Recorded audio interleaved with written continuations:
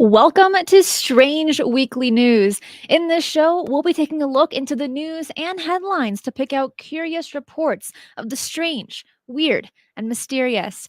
Anything from UFO news to science advancements, the paranormal, and stuff labeled fringe science and fringe phenomena. Each news item we go over in the show, I will put all the links to them in the description box below once this live show is over, as well as chapters on the timeline index. Welcome to all my first time viewers and listeners. Hi there. I hope you find this show informative and that you'll subscribe to this channel and check out my other shows and content. Please make sure to share this video with anyone or groups or forums for those who you think will be interested, because the growth of this channel has a lot to do with you. I'd love to say hello to everyone in the chat. Jessica, hello, and also my moderator. I appreciate you. John Aside, also another mod. Appreciate you too. Hi, David. Brown Dwarf, another mod. Thank you. My Eyes, Woods, Deranged Lunatic, thank you so much for the super sticker. Hi, Andrew.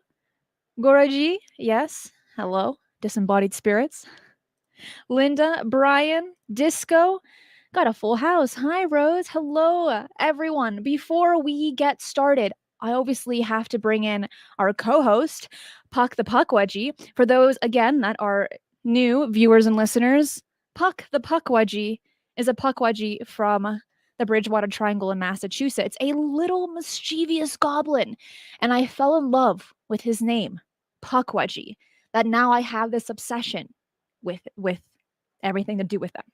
So before we start, I would like to mention that the new show, The Unknown Zone, is on Mondays at 10 a.m. PST. This last Monday was on the mysteries of portals and wormholes.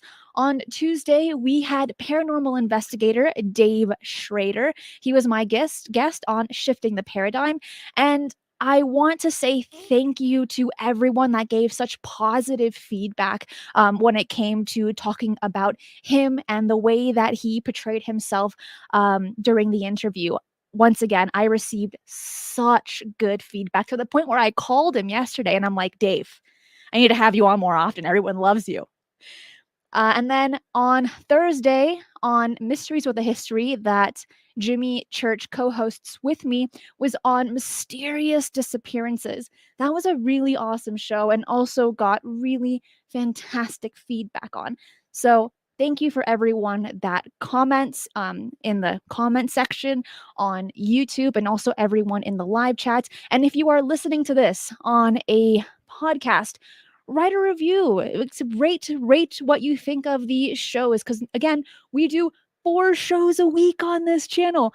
That's a lot of content, and it's a lot of different topics that we cover. But I think Weekly Strange News might have to be my favorite show of the week, because we cover so many different articles touching on literally everything, and I get to be super interactive with everyone in the live chat. Al says, woo! Puckwudgie, yay! Yo, yo, yo, Edward. I like that. Hello, Tyler. Tina. Be the Arrow. That's a cool name. I like that one. Greetings. So let's get into our first article, and it's actually a UFO sighting in Rome, New York. I'm going to share my screen here just of a picture just to give a visual aid. This is not an actual picture that was taken for this recent sighting. And I say recent because when you see this picture, you're like, okay, yeah, this is not recent. This is black and white, and it's actually a very famous photo.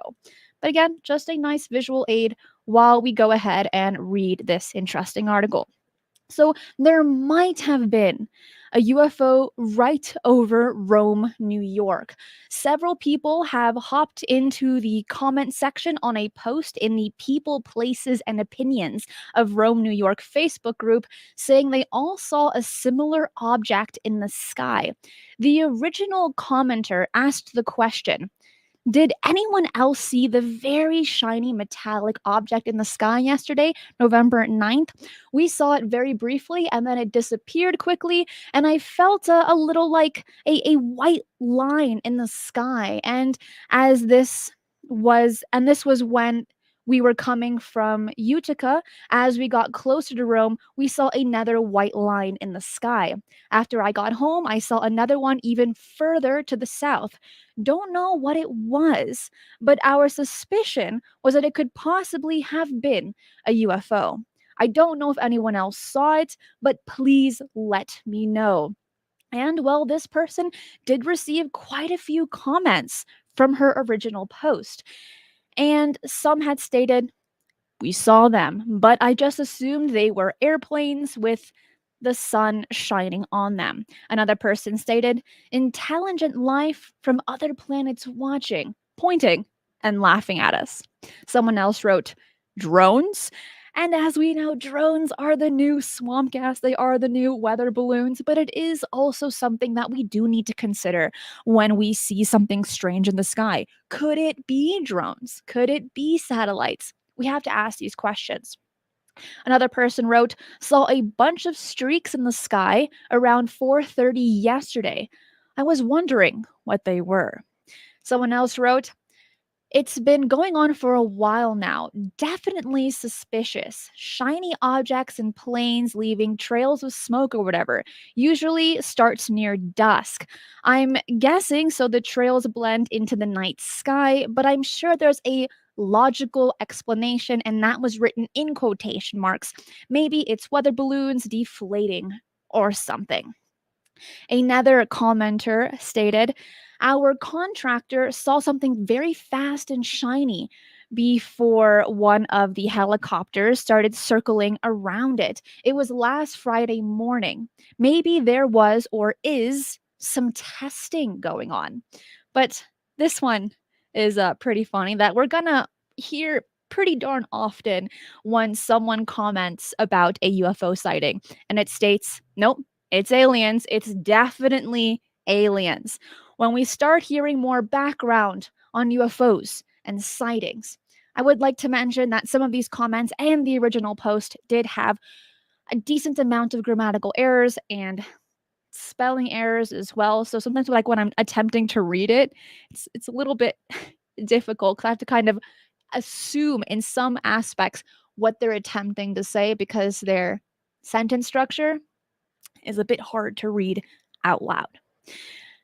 What's interesting about this article is that at the end, this after they commented on the original post and on the comments below that, the author made mention that, as we know, NASA announced that 16 people will spend the next 9 months studying unidentified aerial phenomena, also known as UFOs.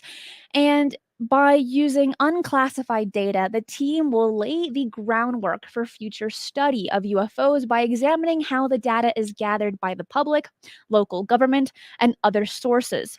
The goal is to have a roadmap for NASA's data analysis on the flying objects and determine what events are natural or not. And this was according to USA Today.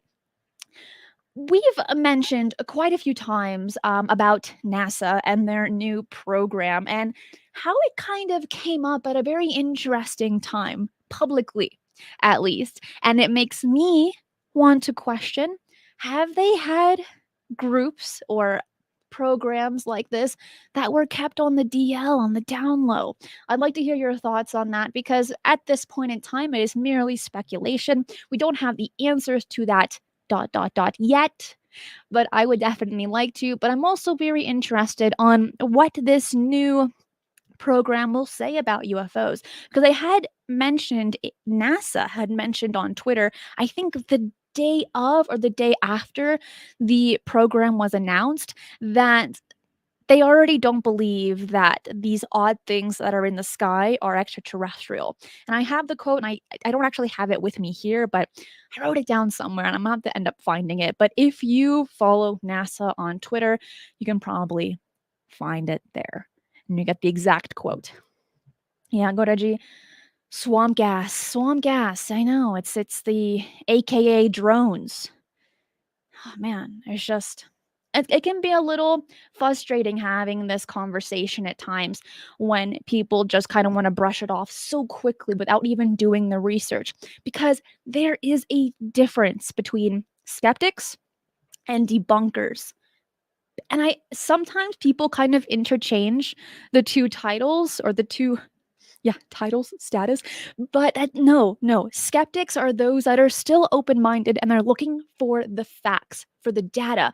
And then you have debunkers that do not care what you have to say. They do not care the information that you provide. They're going to stick to their opinion without listening to anyone else. And so if someone's going to say they're a debunker, walk the other way. Just don't even bother holding a conversation with them because you're not going to win. And this conversation is not about winning. It's about having an intellectual debate and or just a conversation. But when you're dealing with a debunker, it's not going to happen for you. It's not. And let me take a look at this. One moment, I need to unhighlight that. We will be covering a few more UFO articles today, which I'm pretty excited. I came across a few and I thought, dang, this is going to be an awesome show today. That's right. Nope, skeptics can be convinced. Debunkers, never. That's right, Gorgie. I agree with you there. James says, I guess I'm a skeptic. And it is good to be a skeptic. You need to ask questions. You need to kind of look at people and make sure that they might not be lying to you. No, it is healthy to be a skeptic. I'm a skeptic. But it is not so much a good idea to be a debunker. They're different. Okay, we are going to move on to our next one because we have quite a few articles today. And this one I actually had saved for last week. But for those that haven't seen last week's show, I had Jimmy Church from Fade to Black Radio and Micah Hanks from the Debrief Media. And we talked about the delayed UAP report. And it's been a week and we still haven't gotten it since that time, which I want to say I am sad. I have a few tears coming out of my eyes because I want that report now. Have there be no information or have there be information regarding this conversation of UAPs? I still want to see the report. They promised us one and we haven't gotten it yet. Congress allegedly got theirs. What about us, the people? Come on. Well, this next article, when I came across this one, I thought, oh, I need to cover it because it is strange. I'm going to share my screen here for you to take a look at it. And if you are listening to this on a podcast, jump over to YouTube because this is more of a visual show where I'm always sharing images on the articles that are covered today. Okay, what are we looking at here? We're looking at this scary woman named Mindy, and she's got a hunchback. She's got the claw hand. Let's see. She's got this like really thick neck, and she apparently has a thicker skull and a smaller brain and a second pair of eyelids. What is going on here? Well, I'm going to read this article to you. Let me actually just zoom out on this just to let you guys look at this and think that it's creepy because it definitely is. So for many people, a moment without your phone or laptop in sight can feel like a lifetime. But a terrifying model may encourage you to spend less time with your devices. Researchers have created a grotesque model called Mindy, which they say provides a glimpse at what humans could look like in less than 800 years as a result of our reliance on technology. Freaky. So with a hunchback, wide neck, claw hand, and even a second set of eyelids, Mindy could be the human of 3000 and beyond. Mindy was created by toll-free forwarding as a way of visualizing how technology affects our bodies. One researcher mentioned, we sourced scientific research and expert opinion on the subject before working with a 3D designer to create a future human whose body has physically changed due to consistent use of smartphones, laptops, and other tech. Years of looking down at our smartphones or kind of up at computer screens will result in a hunched posture, according to the model. I am guilty of this. When I am doing research, have it be for the 4 shows that we do here a week or even for college, yeah, my posture is disgusting. It is hunched back. I'm also like slouching in these like most awkward positions on my chair. And sometimes I'll get up, but I'm like, oh my gosh, I feel like I'm at least 100 years old. Everything hurts. And I'm like, I didn't even exercise. Like, why is everything so painful? So, can I imagine something like this happening in the future? Absolutely.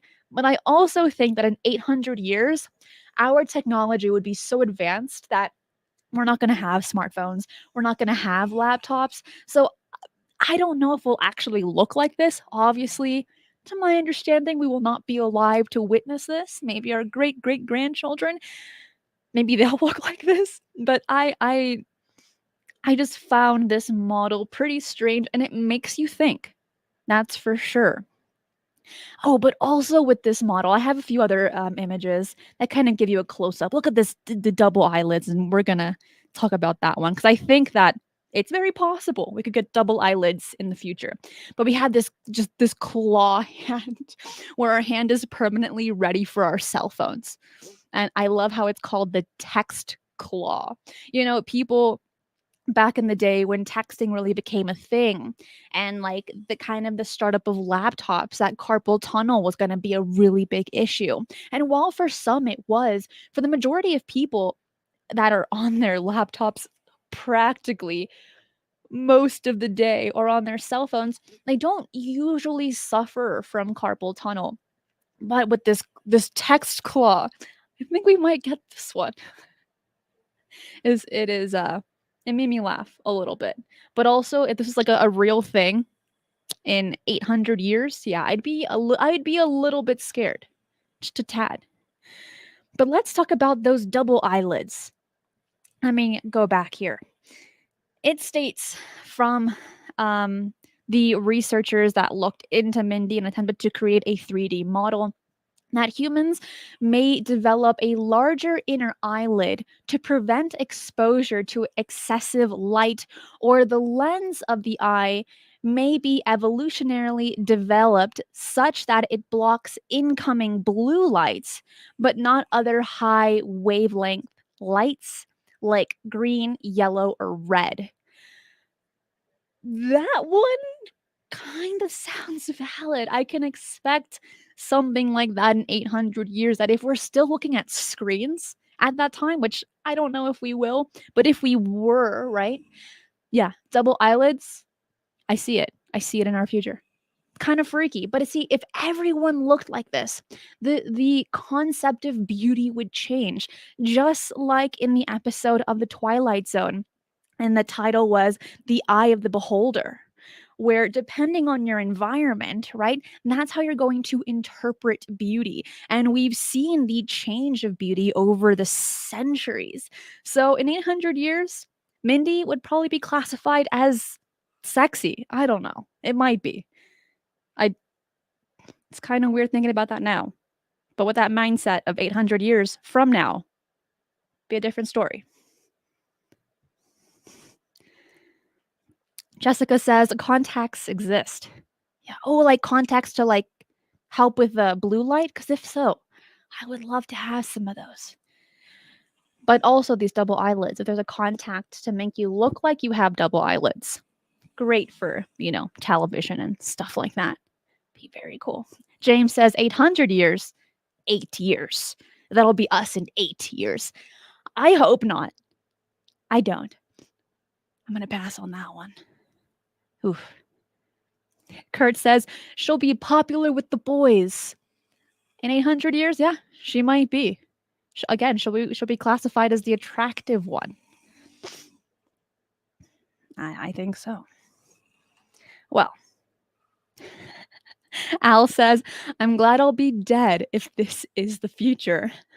I was actually just talking to my dad this morning, and we were reminiscing. Well, I was reminiscing with him about the time period that he was a child.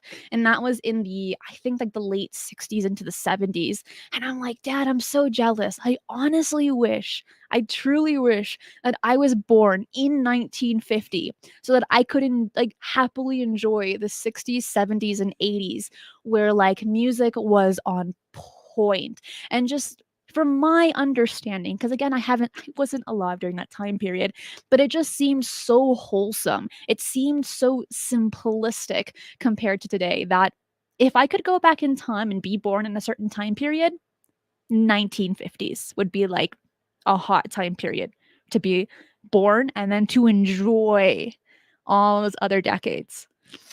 And he was like, yeah, I know, right? I lived in a great time period. And I'm like, thank you for making me feel jealous, Dad.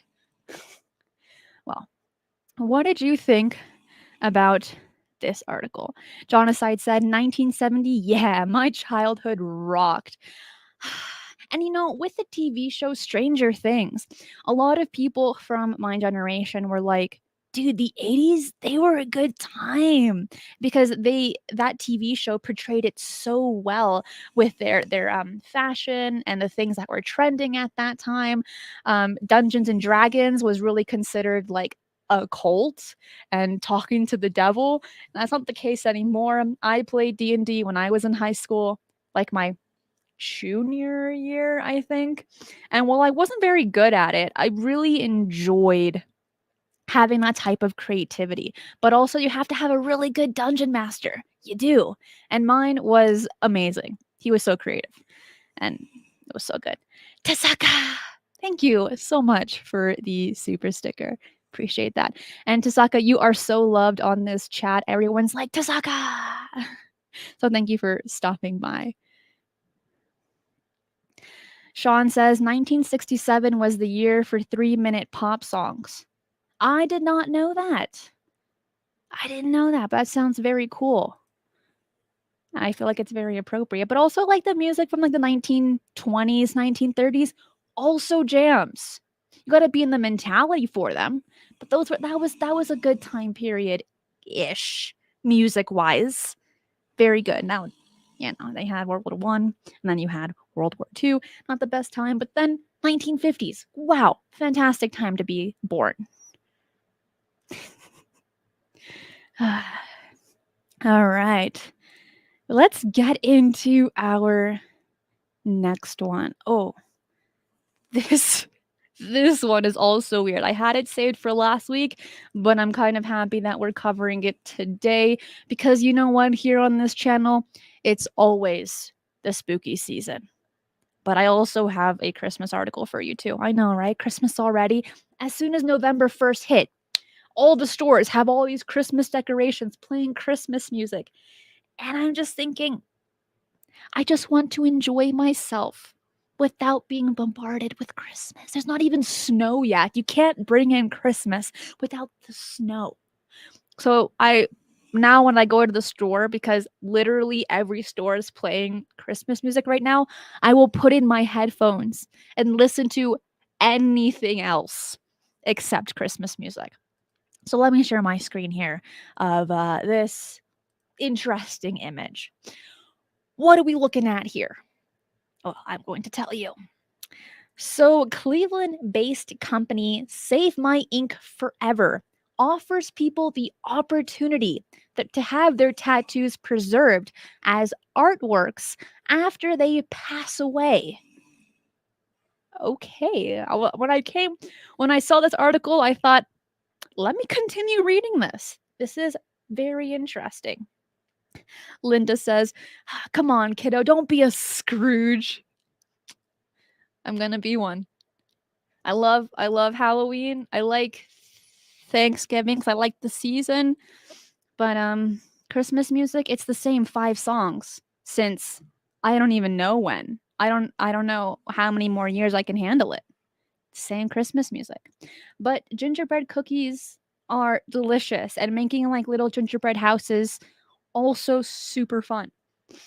I didn't do that as a kid. I did it once for school and that was like my highlight. Best thing ever. Jonathan said, I would so do that. Save my ink forever. Well, listen, keep listening, because maybe you can do this. So, third generation mortician Michael Sherwood and his son Kyle came up with the idea to save my ink forever a few years back while having a few drinks with some friends. One of them said that he would like his ink preserved somehow and asked the Sherwins how he should go about doing that. They laughed at the question at first, but their little buddy kind of pushed the issue, and it got the two morticians thinking like, "Huh. You know what? It's kind of not a bad idea. Let's look into it and let's see what we can do and if it's a market worth pursuing." Turns out it was, and they're doing pretty darn good. They do have an Instagram if you do want to see it. They take a lot of pictures of the ink that they have preserved. It's probably called Save My Ink Forever. That should be their Instagram name, and you'll see some other images. But Kyle Sherwood said, "We are trying to do this in the most dignified manner possible. To people, some of these things really are pieces of art. It gives that family another option. And instead of just having the remains or the burial, we can still do that. But they will have a piece of them forever, which is their tattoos. So right before they're either buried or before they're cremated, the skin will kind of be like sliced up, right? Sliced up. They put this special liquids to preserve it and things like this, and then they give it to the family that wants it. And they can put it up on the wall or something, or keep it in the basement. I don't know. But it is something that's kind of cool if you have a bunch of tattoos. Save My Ink Forever claims to be the only company in the world with the proper tattoo preservation process. They will not reveal details about it, but they do state that it is a complex process that takes roughly 3 to 4 months. Now, once it's done, no maintenance is required. Once you get this, you're good to go. It'll last you, I have no idea how long, because this company just opened up a few years ago, but I'm going to assume a decent amount of time. The company has received requests for the preserved tattoos to be turned into book covers or lampshades, but the Sherwoods claim that they are trying to fulfill families' last wishes, not create some sort of freak show. I think that's something that I really like about this company, is that they're not doing it just for the money to make something that's incredibly unique, but to really fulfill the family's last wishes, and for some, to give them closure, or to give the families a piece of that person that has just passed. It's depending on your mentality, you either love it or you hate it. Let me know in the live chat, do you love this or do you hate this? I like the thought behind it. I wouldn't want one for me personally. If someone passed on and they're like, "Hey, do you want my skin?" I'm gonna say very kindly no. Thank you. I don't even know where I would put it. But that's just me. Kurt says hate. James says nope. Jonathan said my longest session was 5 hours. Ooh, like a tattoo session? That's a lot of time. Rose says, not for me. Gilgamesh says, I wouldn't mind my tats going on after me. Al says, never felt the need myself. Goraji says, hate it. It's either you love it or you hate it kind of thing. But it's a very unique company. There's a market for it, and they've been pretty successful. Back in 2018, Save My Ink Forever preserved about 100 tattoos that year alone. Now, with all of its online exposure, it's doing a lot more than how it was in 2018. And it's a process to 3 to 4 months to create something like this, to preserve it and make it look darn snazzy. Donacide said, Jimmy would want my fade to black tat. Seriously. Give him the offer.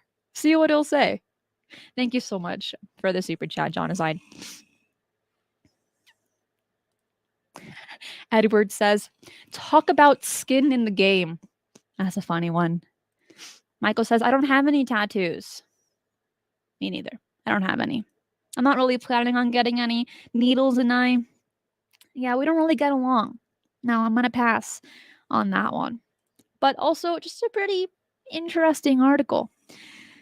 This next one is also a little bit morbid, but it's a real concern in Portugal. I'm going to share an image here as a visual aid while I go ahead and read up on this article.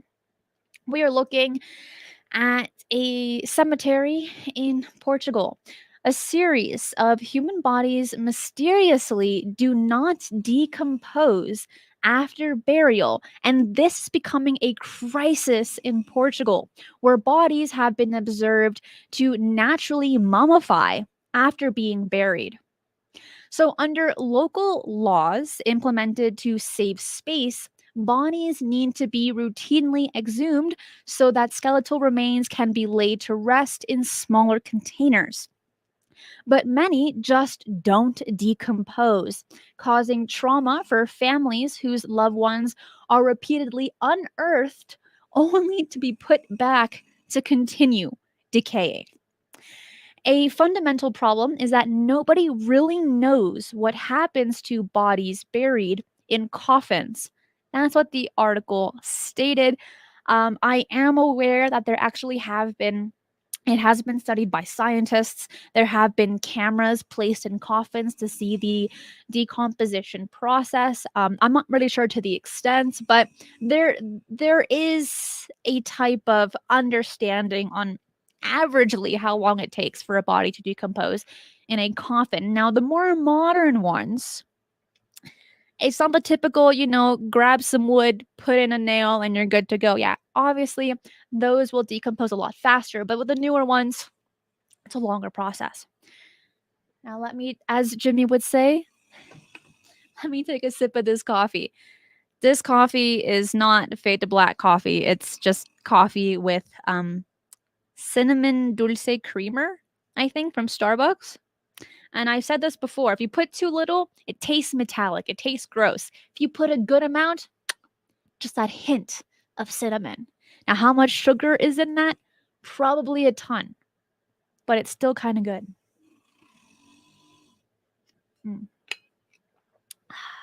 I really wanted an excuse to eat cookies, so I made a cup of coffee today. But I also have water, as I always drink on these shows, because coffee is dehydrating. I know, right? It's kind of weird. Scientists in Portugal are now working to uncover the cause of this strange mummification. And this kind of concept in Portugal, by temporarily moving graves, kind of unearthing people, actually started in the 1960s when, as you can see in this image, there is just simply no more space to keep burying people. There just is not more space. So they take them out, make sure that they're all nice and bony, right? And then they bury them somewhere else where they can kind of put more skeletons in a smaller space versus having a full-blown person that's still fleshy and stuff that obviously needs more space. Well, since the 1960s, things began to change. So the idea is simple. A decomposed body takes up less space, and bones can be packed into a smaller coffin and moved to a less spacious final resting place, like in dedicated drawers in the walls of the cemeteries. So, as someone in the that did the research for this stated, we don't have space to establish new cemeteries or upgrade cemeteries that already exist in Portugal. So, 3 years after the burial, the deceased family can often receive a letter warning warning them that the remains will need to be moved soon. Can you just imagine? You're going to your mailbox or your PO box, whatever, right? And then you get a letter in the mail. Hey, I know you just buried, so and so. Yeah, it's been 3 years. We're actually gonna go ahead and move that person now. Ah, it's a weird letter. Now, for people living in Portugal, raised in Portugal, it's been happening since the 60s. But imagine like you're a foreigner in that country and you have a loved one buried in Portugal and you receive that letter. The shock on their face would be extreme. Just like if I were to get that letter, I'd be like, "What are you talking about? What on earth do you mean by this?" Those would be my instant thoughts. Just pure confusion. It's weird. Well, if you want to continue reading this article, as I had mentioned at the very beginning, all of the links to these articles will be in the description box below once this live show is over. So you can also read these articles in detail on the ones that you found particularly interesting. In this case, this one is pretty weird. I'm going to stop sharing my screen. We're going to move over on to our next article. This is another UFO sighting. Puck, what do you think about these stories? Do you like them? You just see him wink? I think he liked the articles. This one, I'm actually just gonna share the same image here that I showed a little bit earlier. Again, only as a visual aid. This is not an actual picture taken for the story that we're about to cover today. Just a nice visual aid. Okay, so Mark Hulsey. Now, you probably heard this name before, but if you haven't, sit tight. We're going to talk about it. So, Mark, a former fighter jet pilot, captured a UFO object on camera while in the air while flying off the coast of Los Angeles. The former fighter pilot radio called air traffic control to report what he had seen off the California coast while flying in August. Mark quickly called air traffic control after takeoff when he spotted an unusual flying object sharing the airspace with him. He states, "Do you know what those are?" as he was talking to air traffic control. And over the course of the next 30 minutes, Mark claimed the single craft multiplied into three more, and then three crafts multiplied into seven. So, as Mark stated, they just continued to circle about. I was a Marine Corps F 18 pilot, and I can assure you that despite doing my intercepts, I've never seen anything like this. Several of these pilots are certain that the lights were not only traveling in a one way, but in both directions, which is unusual for satellites if they were satellites. And this is pretty interesting because Mark wasn't the only one that saw this. There were actually a few other incidents that were radioed into traffic control on that exact same day. So, more than 15 different commercial flights observed what Mark had seen. And Ben Hansen goes into detail on this. So, if you do want to see the research that he did, go over to his YouTube and check it out because it is a very, very interesting story. Okay, we're moving on to our next one. And you know who's a really hot topic right now? A smoking hot topic is Elon Musk. Now, we are not going to talk about what you think we're going to talk about. No, we are actually looking at the Neuralink technology. So, this piece of tech has already shocked the world, showing a monkey playing ping pong with its thoughts. How many of you saw that video that came out relatively not that long ago, but like decently long ago, I guess? When it comes to like the internet age, if it wasn't last week, it's already old news. But it's still pretty new. Well, the main goal is to implant the chip into people's brains, allowing those with paralysis to control things like smartphones and computers. An update was due to be presented by the firm on October 31st, but Elon Musk said that it would now take place a month later on November 30th. He simply tweeted, Neuralink show and tell now on November 30th. Founded in 2016, Neuralink is developing implantable brain chips that are inserted into regions of the mind that control movement. Eventually, the company wants to provide its implants to people to boost their intelligence. The aim is to create a full brain interface within 25 years. All right. Before we even continue, what do you think about this? It caused a stir online when this information first came out. But now that you've kind of sat on it, you've digested this information over the months, over the years, what do you think about that now? Do you think that's really where we're going to be heading? Are you pro it? Are you against it? As we have someone state here, bad idea, I think. I mean, yeah. From all the sci-fi movies I've seen, it's not the best idea out there, but it is also in our future. There is no doubt there. We are going to see this. And Elon is expecting it to happen in about 25 years. Jedi says, where do I sign? I don't know. It's a good question. If you're interested, just tweet at Elon Musk. Where can I sign up? Rose says, Google in my head would be cool. But then you would have Big Brother, right? Kind of monitoring your thoughts as well. I don't know if that's the case, but that's the first thing that came to mind when I read your comment, Rose. But at the same time, you have all the information at your fingertips. You might as well just be AI. You might as well just be a Borg, like in Star Trek. Just saying. Like a hive mind. Kind of cool, kind of scary. I don't know where it's going to go. I guess we'll find out in 25 years. Rose says, I get that. Kurt, we're on the same wavelength. Star Trek. Skyhawk says, 25 years, I'll probably be dead. It is a while from now, but I don't know, with all the new things that are happening recently, people are really attempting to prolong their life, and they're being somewhat successful.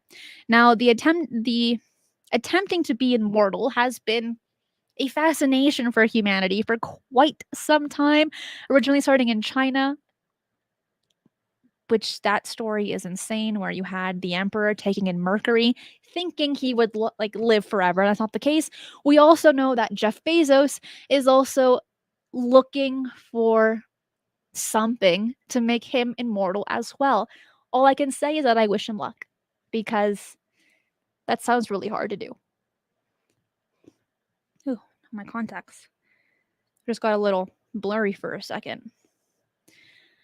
Michael says, will it be the control of humanity? This is also another thing that we have to ask ourselves when we talk about Neuralink. Is that a possibility? Absolutely, it is. It is something that we need to consider. But I don't know until it happens, right? Kind of scary. Ooh. Local shopkeeper says, starting to play God with the circle of life. Dangerous stuff. Yes, but people have been doing this for a long time, attempting to play God. It's not new, and if anything, we're really always attempting to push our boundaries to see how much we can control. And when it comes to this field, the mysterious, UFOs, the paranormal, anything strange, you realize so quickly how much you are actually not in control of the situation. Yes, there are instances where you can invite these things, have it be CE5, have it be seances for those that are into that. You can control certain situations, but for the most part, you are not in control. And the same thing goes for science. You can attempt to play God. And it doesn't always go as planned. We've seen that time and time again. B the Arrow says it's bad voodoo, that Neuralink is. Kind of is. It's a bit spooky. But let me ask you this. Pro or against Neuralink? Just say yes or no in the live chat. Or if you're listening to this after the live show, write in the comments. Yes or no. I'm gonna have to kind of say no. I like the idea that the original purpose of this is to help people with paralysis to use smartphones and computers. That's awesome. But to kind of push it onto everyone in 25 years, kind of no. Laura says yes, pro. Linda says yes. Jedi says yes. J. Allen Heineken says I opt out of Neuralink. Edward says yes. Attune says no. Rose says yes. Honestly says maybe. I don't know. I'm kind of with you on that one. Hyde says, would it make my kids listen better? No, probably not. They'll find a way to tune you out. No matter how good their hearing is or if they have hearing aids, they're gonna find a way, especially in their teen years. They will deliberately ignore. I was like that. Edward says, I like it enabling the disabled. I'm with you on that one. Joe says no. Michael says maybe. Yes. Okay, so we're getting mixed feelings here. Half yes, half no. I like this. I like it. Okay, yeah. Let's move on over to our next article. This one is actually really cool. And while it did take place a few years ago, an article was just written about it. When I came across this, I said, let's take a look at this. Here's an image. This is the actual person that we are going to talk about and his artwork in the background.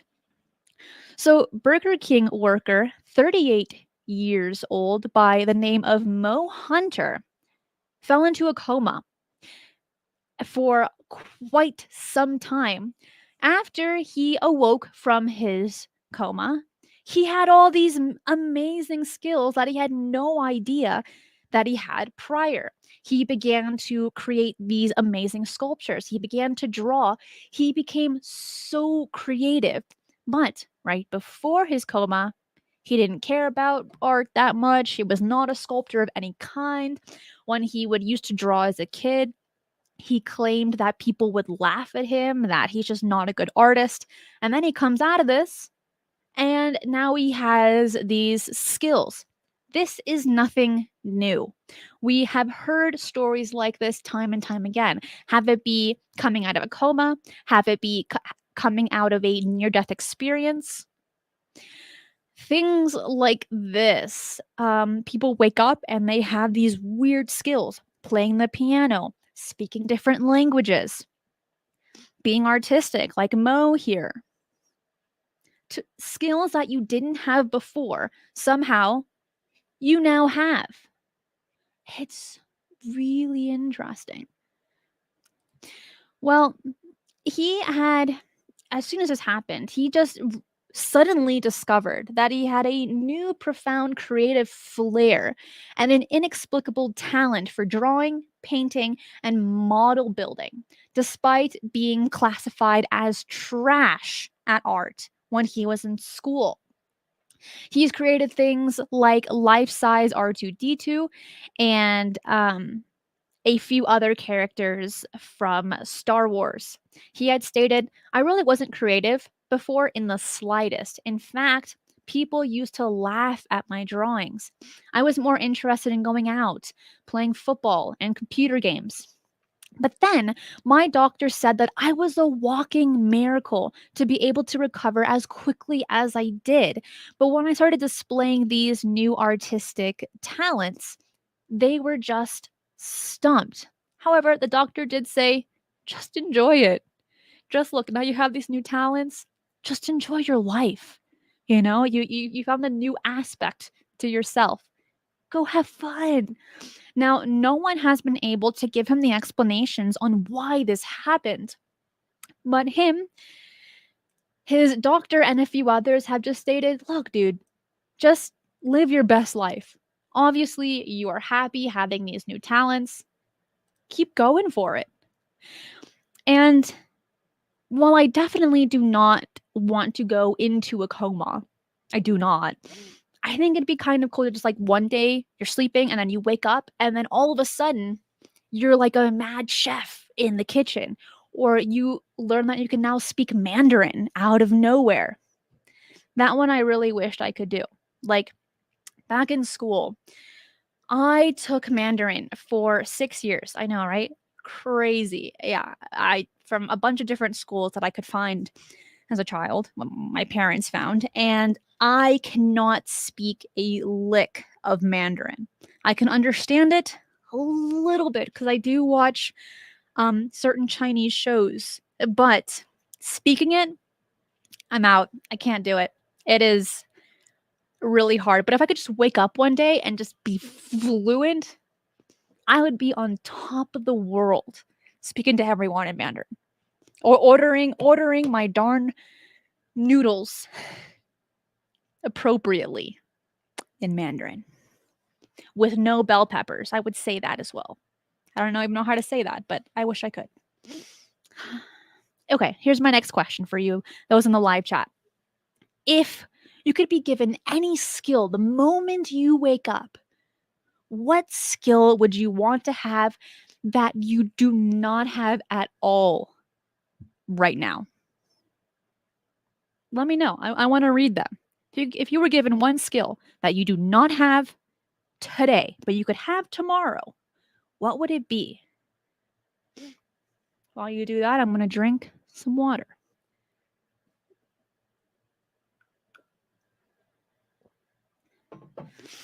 J. Allen Heineken, that one hit a chord with me, buddy. I wish I was good at math. I feel you on that one, and I have a story that I'm not going to share here, but it's embarrassing to say how bad I am at math. Rose says, be a mind reader. Margie says, I want to fly. That'd be pretty cool. Ooh, attuned. The ability to sleep whenever I wanted. That one also hit a chord with me. Those that are new to this channel, I have insomnia. It's a big reason to why I do 4 shows a week, because I have the time because I don't sleep. That's why I have to wear makeup, because I have these terrible dark circles. So if I had the ability to sleep whenever I wanted, that is a superhuman power right there. To be a wise guy. Nice. Telepathy, says Linda. Ooh, Jessica says, fly to travel the world free. Nice. Kurt, this one's funny. How to keep my opinions to myself. Tyler says to be good at maths. Yeah, coding. That's a good one. John aside. Coding is very cool. I'm not good at that either. Joe says to speak a foreign language. That one's my wish. Really is. But math is a reoccurring one. Music says a math whiz. Ooh, to remote viewing. That's a good one, Linda. Losing my fear of flying. Yeah, Juan. That one can be a little bit scarier. Like heights, also kind of freaky. Ooh. Goraji says playing any instrument. Nice. Yeah, I'm not too good at that. Printing $100 bills, says David. That's a funny one. Well, it is so awesome to hear what you would want to have if you just woke up. James says public speaking. That one's a hard one. I'll just tell you this.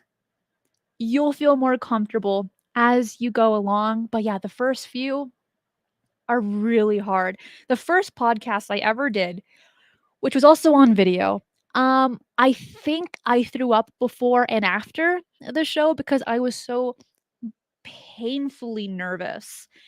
Now I've done almost 200 shows. Can you believe that? We've almost done 200 shows on this channel in about a year and a half ish. And I still get nervous. I still get kind of jittery, no matter how many times I do it. Public speaking is hard.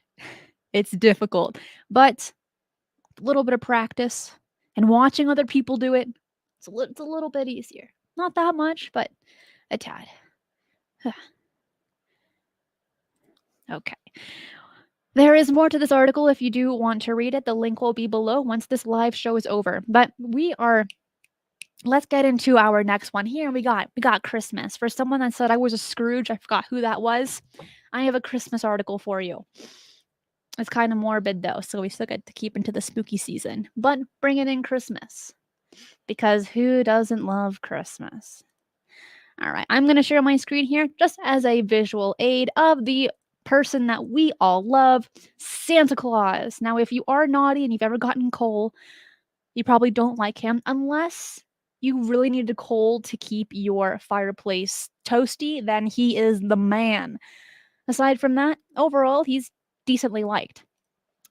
Except for this one story that I have for you. A woman was horrified to find out that her gardener, who doubled as a shopping center Santa Claus, was actually a serial killer and had buried his victims in her plant pots. Let that soak in just for a moment. Well, I take a deep breath. Yeah. Well, the green-thumbed murderer, Bruce MacArthur, 70 years old, had been leaving disembodied bits and pieces of his victims in the plant pots of a woman without her knowing. He murdered 8 men and hid their bodies inside of these plant pots that he would then rearrange. And he was preying on men of Gay Village in the Canadian city Montreal and got away with his horrific crimes for 7 years. Dang. Yep. So his string of disturbing murders in Canada marked a series of grim trophies discovered by police after they uncovered the chilling evidence that led to MacArthur's arrest. So Karen Fraser, the woman who gives this interview talking about she hired him to be her gardener, stated that they had no idea that they hired the Santa Claus killer. Forget Krampus, guys. Just throw him out the window for now. This story is real. This story is scary. Now, I do want to know more about Krampus. Do not get me wrong. My knowledge is so limited on that elusive entity, and I would love to know more. But at this point in time, this guy right here, Bruce, scarier than Krampus at the moment. So, after murdering 8 people, MacArthur had developed such confidence for his sick killings, preying on those who, quote, he thought wouldn't be missed. And we talked about this very slightly yesterday on Mysterious Disappearances, that a decent amount of people that go missing, not including that 1 or 2% of those really strange disappearances, but the other 98%, sometimes it is those that people think just won't be missed. And that's what's really sad. It's really, really sad. Well, speaking to Karen Fraser and Rod Smith, after they had hired this landscape gardener, they mentioned that Bruce, the gardener slash Santa Claus killer, kept some of the equipment on their property. And not just on their property, but all the other people that he would do, landscape gardening for as well. And here's the crazy thing. He used to sit and eat lunch with the plant pots around him. Now, again, remember, he used to put little bits and pieces of people in those plant pots. That cannot be more morbid. You're just, you're having a good time. You're eating your lunch. You're like, I'm going to place you, Dan, here. Jessica, you're going to be here. Greg, you're going to be here. Let's all enjoy lunch together. That's pretty gross. Pretty gross. And if we just kind of do the math, he did 8 killings in 7 years. That's a teensy bit more than 1 year. Sunspot says, "We live among monsters." Yeah, and this is something that I've said to quite a few paranormal investigators. Should we fear the living or should we fear the dead? And it's the living, because they can actually physically hurt you in any possible way. The dead, not so much. Yes, there are some, certain situations where they can kind of like poke you or, like scratch marks, but they can't actually kill you. Of course, it can be a little bit more dramatic for some people, but it is the living that every single time you get out of the house, there could be a potential threat going on out there. Kind of scary. Right, Jedi? The living is way more terrifying. Yeah, it is. It is. Well, so we got into the Christmas season, but keeping it kind of spooky. Now, he was jailed in 2019 after pleading guilty to 8 charges of first-degree murder. So this is a slightly older story, but it is one that was just written about that I came across, and I said, we're covering it today. It's freaky. And what is this? This is Weekly Strange News. This is a strange story. That's why we're covering it. But let's continue on a more high note. And I have another UFO sighting for you. It took place a few months ago, but it was just written about. So let me move this 1 second. Let me kind of clean some stuff up while we're here. This image is just a visual aid while I go ahead and read you this UFO sighting. So a Michigan witness at Wayne County, reported watching a rectangle-shaped object about 100 feet above the treetops at 3:20 a.m. on April 22nd, 2022, according to a testimony from the National UFO Reporting Center, also known as Norfolk. Excuse me. The testimony states, "It came from the southeast, over the railroad tracks, and over the church. I was walking my dog for a late night walk behind the church in my subdivision. But then the witness's dog seemed to notice the object first." And the testimony continues. "I felt pressure and rumbling, and my 120-pound American bulldog got between my legs. It came over the trees about 100 feet over the maples, and it was pitch black with no lights at all, and it took almost a full minute to pass over. So the witness decided to shine a flashlight on the object, stating, 'I had a high powered lumen flashlight, and as it passed me, I shined the beam at the back of the object, and nothing was there except what looked like heat waves. And then it was gone.'" When it comes to a few stories that we've come across from Norfolk, there are quite a few accounts where people that have seen objects recently, let's say in the last year, they're witnessing a type of like heat wave-ish kind of thing around these UFOs. What are your thoughts on that? Do you think it's extraterrestrial? Do you think it's man-made, made here right on Earth, or something else? What is this, like a type of force field? Is it just because the object is creating a lot of heat to be able to hover, right? What are your thoughts on that? I would love to know. Let me know in the live chat or in the comments below. James, thank you so much for the super sticker and supporting the RV fund. Thank you. So let's hear what you have to say before we go ahead and continue. You're right, Hides. Thanks. Jessica, thank you so much, as always, for the super sticker and for supporting the RV equipment fund and obviously the ramen fund as well. We got to have ramen, which I bought some kind of yummy looking ramen. I haven't tried it yet. Like a little cup noodle. But my favorite ones right now, because I've had this question a few times. Christina, what is your favorite like ramen flavored? Well, I do love spicy food. I really actually like the cup noodle flavor curry, the curry flavored one. It's so savory. Ah, it's so delicious. That one is currently, and that could change, but right now it's my favorite one that I can probably have like 4 or 5 a day, which is really not good for me. I know I've been told that so many times, but I'm in college and I'm really trying to save up for an RV, so I do not mind doing, eating ramen for like the next year or so.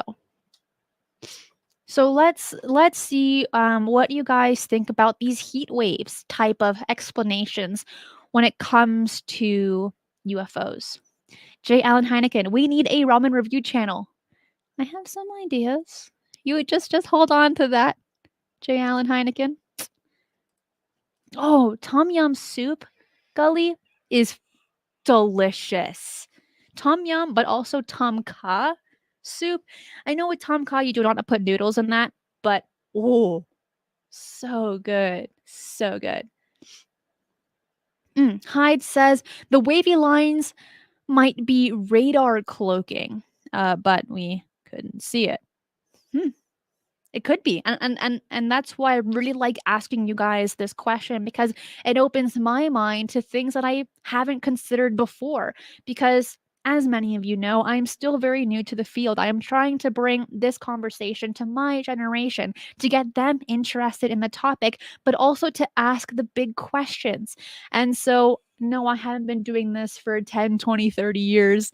I'm still, I have stacks of books on my desk of everything that I need to read just to catch up with my peers in the field. But to hear everyone else's thoughts, it's not only helpful to me, but it's also helpful to all the other viewers and listeners as well to hear what you have to say about these things. Well, we got a good 20 minutes ish left. I have another story for you. While everyone tells me, oh, I'm gonna save that one for last. I didn't mean to show you that one, but that one's kind of, it's gonna be our last one. But this one, we got a few morbid stories going on today. It's strange. It's bizarre. And this next one, it's kind of weird. What are we looking at here? This is only a visual aid for the story, and this picture is very appropriate for our image, for our story today. So a nurse allegedly amputated a patient's foot without permission and hoped to have it taxidermied and displayed to children as a warning to wear your boots. What? Well, Wisconsin police allege that Mary Kay Brown amputated a foot from a 60-year-old man who resides in the Pierce County, Wisconsin Hospice Care Center that she worked at. He had fallen in his home, and then the heat went out, causing his feet to become frostbitten. So, according to a criminal complaint, a nurse described the feet as being foul smelling, only being held on by bits of skin and several white tendons. Yeah. And almost being black like a mummy as well. So, according to one of the nurses interviewed in the criminal complaint, Brown was changing the bandages on the man's foot, and she remarked on why the foot was still there. Brown, despite not having an order from the doctor, allegedly then made the decision to amputate the foot. The amputation was not done in secret, as several nurses were there to aid Brown and comfort the victim as well. Well, to do this, because they just used gauze scissors to cut through the skin and the last few tendons to go ahead and remove this foot. Now, while this sounds really awful, And it's a pretty extreme story. But for those that are in hospices, it's not always safe. There have been alleged testings on the elderly that are in certain people's care.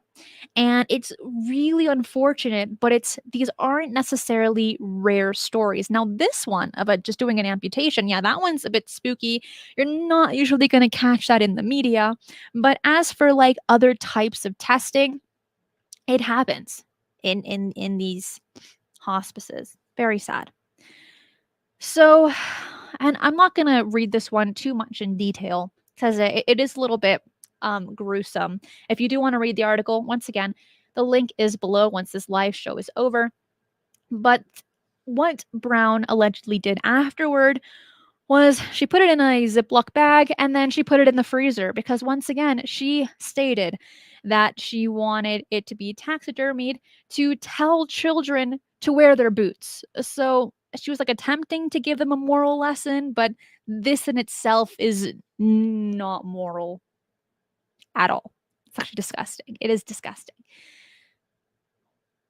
She will next appear in court on December 6th, not too long from now.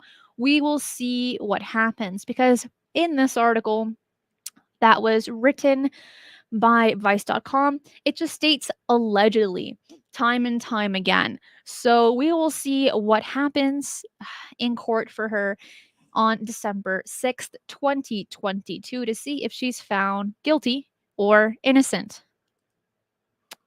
Ugh. Freaky story. I have another UFO sighting for you today. And we got a lot of UFO sightings, which I'm very happy about. Because that's how I got into all of this originally was UFOs. So I wanted to represent that. But also, when I did a poll a few weeks back, a lot of you wanted to see more UFO sightings. So I am providing what you asked for. Hyde says gauze clippers could take off a foot. This is true. They are kind of spooky. Jedi says these people are out of their minds. People are sick. Fear the living, not the dead. It's the living you should be scared of. Well, this is another visual aid. We've already seen this image, but while I read it, it gives you something to look at. Drinking some coffee. It's like temperate. It's like lukewarm, and that is such a terrible temperature for coffee. It either needs to be hot or it needs to be icy cold. But when it's like room temperature, oh no, that was gross. Or it's got like some water now. All right, let's read this next UFO case. So, a Virginia witness reported watching a silent chevron-shaped object rising up from behind nearby trees and gradually drift away until it moved at a very high speed at about 8:56 p.m. on May 28, 2022, according to Norfolk. The testimony states, I was detailing my car in my front yard facing north. It was a clear night after days of overcast skies and rain. My teen daughter came out to talk with me while I was wrapping things up, and I saw a light rise up over the tree line in front of me in the distance, engulfed in a glowing aura. We're seeing that again. He states, I exclaimed to my daughter, oh, look, what do you think that is? And she turned around to look with me, and we watched the craft or light. The witness then kind of described the object, stating it had a gold and white aura with a red glow in the front of what seemed to resemble an inverted chevron shape. The chevron wasn't visible until it gained altitude and decreased its illumination. It increased speed and illumination while gaining altitude. It then de-illuminated, but was still visible to the naked eye due to the sunlight slightly still in the western sky. The witness said that the object then traveled across the sky from north to east. It moved in the direction of the Norfolk International Airport and then changed direction away from us, going east super fast, a supersonic speed towards the horizon in the direction of the ocean front, all still with no sound at all. What I thought was a firework at first just totally blew our minds. I have been on the Norfolk website. There are only a handful of reports that are as detailed as this one. The person that wrote this testimony did a brilliant job on explaining how, kind of giving an example of how fast it was going, where it was going, what it was close to, in this case, the international airport in Virginia. And usually, when you read a good amount of sighting reports, have it be on Norfolk or MUFON, or if you kind of like see UFO sightings on YouTube as well, it's like one sentence: the location, maybe the date if you're lucky, and if you're extra lucky, a time period of when it happened. But the detail to this one, I just want to give this person a round of applause. Did a great job. And it's only a handful that are like this one. Really interesting. But we see it again with this story.